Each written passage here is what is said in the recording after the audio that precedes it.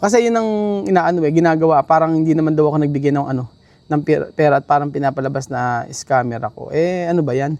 Yung mga ganyan, magloloko ka ba sa ganyan? Eh, wow! Tagal-tagal mo. Pupunta ako sa market. Wow, Diyos mio, fresh na fresh. Dapat ganyan. Magmamarket. Dapat ganyan. Magmamarket. Bakit ba't na galit ka kanina? Ano nangyari sa mga comment mo? Siyempre kasi nakakabwisit. Ano ba nangyari? Pero congratulations sa maganda mong damit, bagay na bagay sa'yo.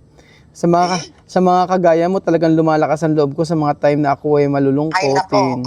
marami kami anak. Mm-mm. Marami kami, sa totoo lang. Oo, huwag kang mag-alala kasi, di ba tama yung sabi ko sa'yo, na may mga basher man, hindi mo naman totoong ano yun. Teka lang, asa muna si Tito ko kung iano ko muna siya, imihahay ko. Kaya sa, bigyan na si Hi. Hello. Bigyan na si Hi. Hello Tito. Tito, Uncle. Tito, Magaling ka rin pumili ng asawa eh, no? Talagang ano eh. matatanda na kami na. Alam mo, na-appreciate ko yung comment mo talaga, totoo. Sobrang sabi ko, grabe pagmamahal Hindi lang ako, marami. Naiyak kaya ako kanina nang may kinoment kang gano'n, sabi ko. Hindi, meron talaga yung in-appreciate namin, kaming mga legit subscribers, hindi ko malala mga pangalan. Kasi, pero nagte-thank you ako, hina-heart ko sila. Yung mga nakakaintindi, alam mo yung mga talagang legit. Sobra kasi yung mga sinabi sa akin, parang nag-effort na nga ako, tapos ba't nagagalit pala sila sa akin? Sabi ko pero expected naman na natin yan, di ba? Oo, sabi ko, grabe na nga ako grabe na nga ako yung ginawa ko eh. Sabi ko, pero yung mga nagagalit, di ba, ang dami namang nagsabi na God bless you more, tapos yun nga, ayun, at least na-try mo na, yung mga ganun ba? Di ba? Yun last nga. chance. Nawala ka ng signal. Nilalagyan ko rin na kasandali na sa elevator ako. Tawag doon, laki ng elevator natin. Tapos yung double bed of auto. Ay, oo nga. Parang yung sa mga ospital, yung kasya, yung isang... Ay, Ayun, gano'n. Saan ka magaling? Basta nakapaalis nga ako kasi sabi ko naboboard ako. Ang ganda ng araw, tingnan mo naman. Tapos nakakulong ako, may marketplace, may marketan doon sa probinsya. Pero malapit lang dito. Ganyan pala sa Denmark, ano? Di ba? Ang ganda ng... May basket ako. Diyos ko, mamamalengke lang, pero ang suot mo para kang magsasagala, ha? Uy, aabot ng 28 degrees daw ngayon. Ito na ang last. Na mataas. Kaya mag-swimming ka after niyan, gawin mo. Kaya, busy ang mga people. Si Ann may sakit. Michelle, pumunta ng round birthday. Diba? Oo. Kaya naman ano yung sasabihin mo sa akin? Hindi, yung sa... Paprank sana kita kasi di ko kaya. Alay ko po, sabi mo may sasabihin ka. Hindi, paprank sana kita kasi hindi ko kaya. Ako ipaprank mo. Nako, anak, papunta ka pa lang, pauwi na ako. Maniwala hindi mo ako mapaprank. Ipaprank sana kita kaso ayoko. Diyos ko, baka mamura ako ng di oras. Ako kaya kitang iprank. Alam ko yan. Sabi ko, iprank natin kasi mamita. Sabing gano'n. Hindi, nagbabasa kasi kami ng mga, yung mga comment. Nakita ko yung mga comment mo doon. Kaya sabi ko, grabe ka akong pagmamahal pala sa atin ni mamita. Grabe yung mga comment doon. Marami kasi, pa akong dinasend ito. Marami pa akong dinasend. Itong araw na to lang ha. Itong araw lang na to. Kaya nga, meron kasi dito yung talagang naiyak ako sa sinabi mo. Ito, sabi mo dito sobrang ito yung mula kagabi meron mga screenshot ka na send sa akin Sabing gano'n. Ito yung kinoment mo. Parang marami pa. Kasi pagka alam mo talaga. Ay, ito nga daw, may bayad na nga daw ako eh. Kaya sabi nga. Meron pa nagsabi may bayad daw ako eh. Sabi ko, ano na? Gusto mo, sabi ko, sabi niya, may bayad daw ako. Sabi ko gano'n. Baka gusto mo, i-send mo sa akin yung account mo. Sabi baka maambunan pa kita. Sabi ko. Kaya sabi ko nga gano'n. Baka gusto mo isaksak pa sa baga mo yung pera ko. Sabi ko gano'n. May nag-comment sa'yo na bayaran daw kita. Yeah, bayaran mo ako. Small Joseph. Grabe naman talaga yung makakomment yung mga iba yan. Ulit-ulit na lang. Pero hindi mo talaga yun. Hindi mo talagang siya, nega siya. Kaya yun nga, Sabi ko, papablock ko kayo. Tingnan ko lang kung makakomment pa kayo, sabi ko. Pwede mo naman kasi mapiplease lahat talaga, yun ang totoo. Kaya lang pagka sobra-sobra na yung mga below the belt na yung mga ano. Oo. O mga below the belt. Na kaya ang naiinis lang ako, sabi ko nun, nakakapag-comment pa sila ng gano'n samantalang sabi gano'n kasi mamita may nag-comment na sabi gano'n ano daw, sabi gano'n hindi naman daw totoo na may ticket sila Chamame. At Yun nga, yung isang yung naghihingi sa akin ng resibo. oo, sabi Yung nanghingi ng resibo, sabi ko, kung legit ka na subscriber, sabi ko, twice nang nakapunta yan si TM. Sabi ko, no need to show you any receipt. At saka, who you? Sabi ko ganon. oo, Sabi ko, parang ang pinapalabas ay yung ikaw pera. ang hindi nagbigay ng pera. Oo, hindi ako ganon. nagbigay ng pera. Hindi niya alam pagdudusahan ko yung Tapos sabi niya, tapos ang daming sabi, resibo lang naman, bakit hindi mapakita? Basta ginanong ko, sabi ko. Oo, Sabi kong ganon. yun ang sinasabi. Sabi ko, sa tingin mo, joke. Oo. Sabi ko yung pagpunta nila ng Thailand. susubuhin sila. Oo, tapos ang sinakyan, Thai Airways. Sa tingin mo, ang international ticket, kasi hindi naman yung international ticket sinasabi, yun nga yung pinadala mo doon na para sa local. Oo. Yun ang sinasabi niya, ini-insist. Ay, basta sabi ko, you are a joke in my eyes. Sabi kong gano'n. Oo, yun ang naiinis ako sa ganun. Ano ba yan? Sabi kong ganun. Oo. Abay, ano sasabihin na yung ticket na ibinigay, yung mga ganyan, manloloko Yan nga. ako. Diyos mio. Oo. Hindi ba na... Hindi, sabi ko nga, pupunta ka ba ng Thailand? Oo. Belgium, na parang joke lang? Ano yun? Diba? Ubudang mahal. Ubudang mahal ng ticket ng Thai Airways. Hindi biro Kaya yung nga. ticket nun. Para kang, Saka mas, sinabi mo na nga doon, 66,000. Para kang, alam mo yun anak, para kang pumunta na ng Europe Union. yun na nga, sabi nga, Pag alam, pag yung murang ticket ang kukunin mo, mas mahal, bili ka pa ng 50 minsan. Oo. mas mahal pa nga yung, Pagpunta na ka mo, yung return ticket ko na yun sa Europe ka. mas mahal pa nga yung ticket ng mas mahal pa nga yung ticket ng Thai Airways kaysa sa papuntang Japan. Oo, ako yung, Hindi, imaginin mo na lang yun. Na yung ticket na yun is return ticket to Europe na yun. ayun na nga. Kaya nga, yun nga sinasabi ko, nga na ano lang ako, sabi ko paano sa lahat ng effort na ginawa tapos manloloko pa ba ng kapwa Pero di bali marami naman kami, pero talagang yun hindi mo legit subscriber kasi nga sinabi niya, resibo lang, di maipakita para daw validity, binanatan ko. Tapos, yung sabi ko nga sa'yo na hindi totoong, wala pa naman siyang sagot. Kasi nung sinabi ko, hindi ka naman talaga legit subscriber, sabi ko gano'n. Kasi kung legit subscriber ka, alam mo, di ba? Na sabi ko gano'n, sabi ko mas malaki yung international ticket, sabi ko gano'n, at saka yung sa papuntang Thailand kaysa yung sabi ko gano'n. Hindi. Yung papunta sa, yung kaysa yung domestic, di ba? Yung kon nga yung ticket nila lahat pagsama-sama, grabe yung babayaran noon, pocket money pa. Pocket money pa na. Kasi may kasali doon yun sa pocket money nila yung binigay mo na Kanino mo ba binigay pala yung yung pera? Kanino pala binigay yung pera? Yung pang local flight nila? Yeah, pang local flight. Binigay ko yung kay Aya. Ngayon, Aya ang magpapreba, no? Oo, si Aya. Si Aya ang nagbigay noon. Tapos pagkaya rin kinuha yung pan-local flight. Sobra-sobra yon, mamita. Wala, sobra pa sa kalahat. At least si Aya may maiko-content siya. Di ba? Oo, may maiko-content din si Aya. Hindi naman nagbablog si Aya. Ang sa akin lang naman, sobrang dami na nga na naubos na pera tapos pati yung doon. Hindi, pero tawagan mo nga. Tapos yung ganon nga. Pero message mo na ganon. Sabihin mo lang sa kanya na i-vlog mo. Tapos sabihin mo na, kasi maraming naghanap ka mo ng resibo na scammer ako, na ikaw ang scammer. Oo. Diba? Yun nga. Kung totoo daw may pinila kayo ngayon, Aya, ikaw magsalita kasi ikaw nag-abot ng pera ka mo, ikaw magsalita. Diba? Oo nga. Para, at least para alam lang kasi. Kasi, binigay ko yun, yung buong sahod ni Marisol na pinsan ko, ibinigay ko yun kaya, tinransfer ko dito sa Pilipinas.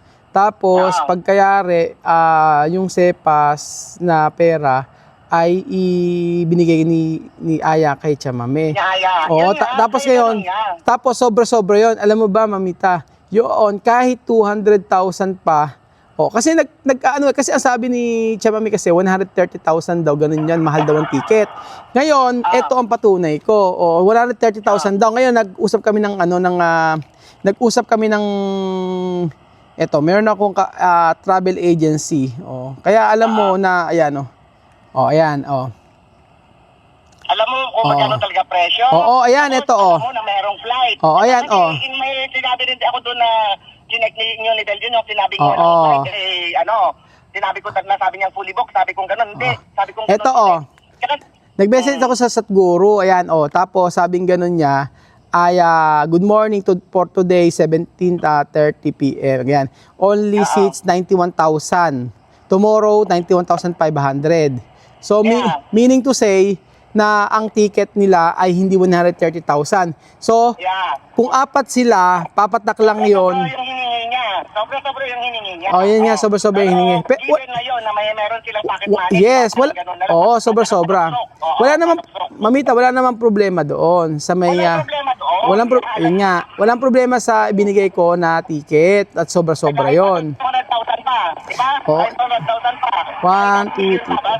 Magkatabihin lang yan. Sobra. Ang sobra na halos 300,000 pa, parang ganoon. Basta malaki yung sobra nun. Pero wala namang problema kasi iiwanan nga si Sophie tsaka si Alima. Yun nga. Kasi pag hindi mo ikiniliro yung mga ganyan, yung ibang tao. Given yun na magpapaiwan ka talaga ng pera pang gastos ng mga bata habang wala siya, di ba? Given na yun. Given na yun. Oh. At saka ganito pa, ang sabi ko pa, pag kulang pa yung pocket money pagka yung kulang pa yung pera, dadagdagan ko pa. Yun yung sinabi ko. Hindi naman nga natuloy na. Di ba? Diyos ko, ikaw ba anak, alam mo mga yan, hindi mo na kailang paliwanag sa akin yan. Kasi ako, napaka-organize mo pag about sa pera na kailangan nilang ganito. Kasi at saka ikaw nagtrabaho ka lang kay alam mo ang patakaran sa airport. Yun nga, oo. Kaya nga, yun nga. Napanood ko pa nga lang yung pasuksok na gano'n. Kung ako nga na nagbibigay ako ng mga tip pag nagsa-travel ako, lalo Asia, di ba? Siyempre, kawawa yung mga kargator. Di ba? Lalo nung wini-wheelchair ako, nire-ready ko na yung dollar na. Gano'n, di ba? Oo. Kasi, magbibigay ka talaga. Kaya nga, at least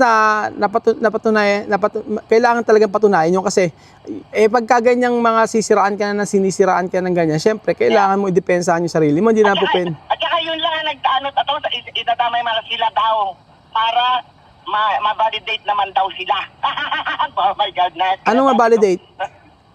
Na totoo nagbigay ka ng pera na pamatahe. Ha? Meron. Ito ang pruweba. Teka, hanapin ko nga. Ito yung bigay ni Lenlen. Na si Timang daw ang nagiging tuloy scammer. Kawawa naman daw si Timang. Bakit? Yun naman talaga ang totoo. Ito, sinend pa nga ni sisend ko. Ito. Hindi ko nga masabi doon na kasi siyempre pagsasabihin ko na mag-i-stroke na ako, di ba? Mas gusto ko yung galing sa... Ito, ipakikita ko sa iyo yung yung sinend ni Lenlen na pera. Oo.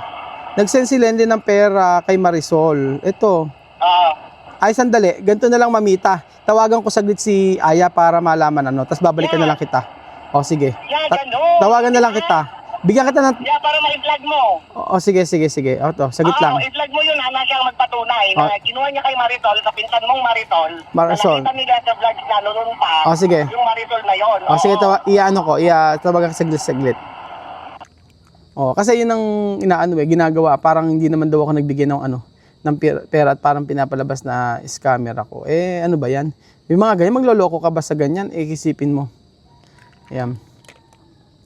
Para at least alam.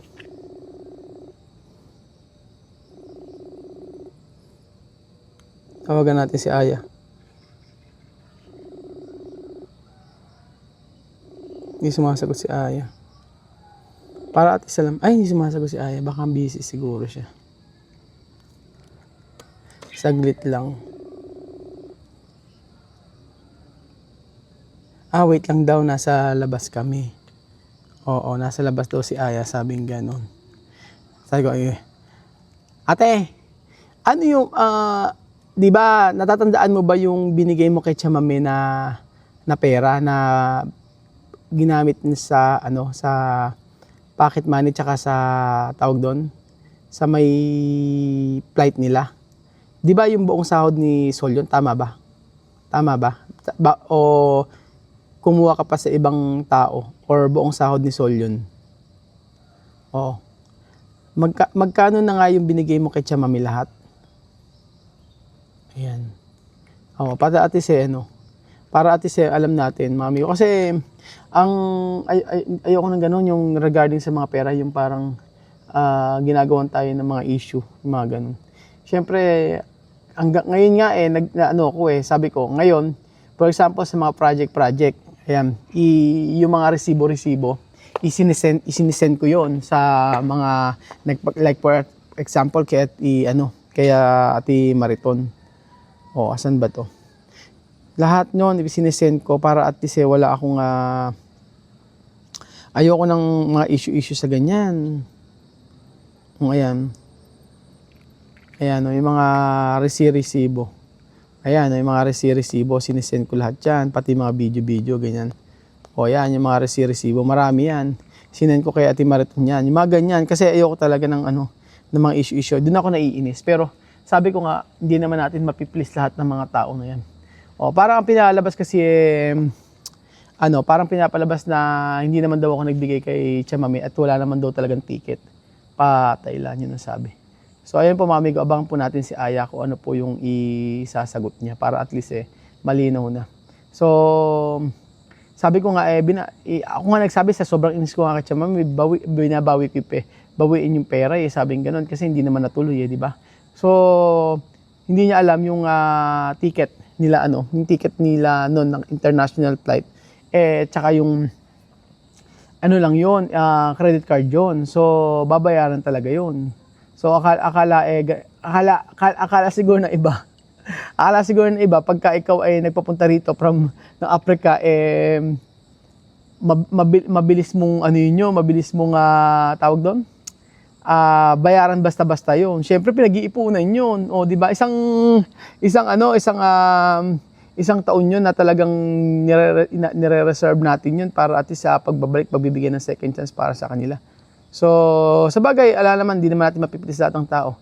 Ang para sa akin naman, ang mahalaga naman dito yung at least kayong mga talagang nagmamahal sa atin, alam na alam nyo kung ano yung mga totoong nangyayari. Di ba? Alam nyo kung ano yung totoo. So, hindi joke yung mga nabitawang pera o nawalang pera. So, yun ay napakalaking makakapagpagawa ka na ng ilang bahay doon para sa mga Pilipino. Ang point ko lang isa, wag gawa ng issue lalong-lalo na kung hindi naman totoo. So, madaling gumawa ng dami account, madaling manira ng tao, madaling manakit ng tao. Pero sa akin, hindi ako na doon. Ang ayoko lang talaga mga involved yung mga pera-perang ganyan. Kasi inaalagaan ko yung credibility ko, especially sa mga pagdating sa mga pera-perang ganyan. So, abangan po natin si Aya, mga amigo. Yung reply niya. Wala, hindi pa. Nasa labas daw siya. Ayan, nabasa naman na ni Aya. Oo. Antayin po natin. Ito ba mga amigo yung patunay po na sinena pera kay Marisol. Ayan po. Ayan po. Yun po yung nila sa ticket nila. At mahirap pong magbibintang na basta-basta. At wala hindi ang vlog natin ay hindi yan drama, hindi yan palabas, hindi yan joke, hindi yan for the content. Ito katotohanan ng buhay namin. So, hindi tayo sasayang ng ganitong pera kung alam natin na hindi naman matutuloy. Diba? Bakit tayo magkakaganito? Diba? Bakit tayo manloloko ng kapwa? Diba? Pagdating sa ganyan. So, lahat niyan ay merong resibo. May pruweba po mga amigo. So, yun. But ilabas natin isa-isa kung ano man yung mga binabato sa atin ng mga taong nagagalit sa atin na hindi nila nakita yung effort at yung pagod at saka yung nagastos. So, yun po mga amigo. Basta, sabi ko nga, mas mainam na sagutin na lang kaysa naman ginaganito tayo, di ba? Naging mabuti naman tayo sa kapwa natin.